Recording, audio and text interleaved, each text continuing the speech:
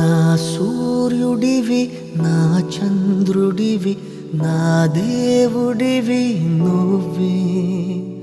నా కన్నులకి నువ్వు వెన్నెలవి, నా ఊపిరివి నువ్వే.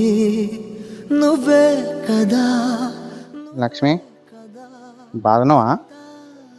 సాయి, బాగున్నావా నాన్న? కృష్ణ, మాధవి, విన్ను, ప్రణవి, బాబురా, రామకృష్ణ, లక్ష్మి, పవను, ఇందు, బాబురా, జనకమ్మ, బాగున్నావా?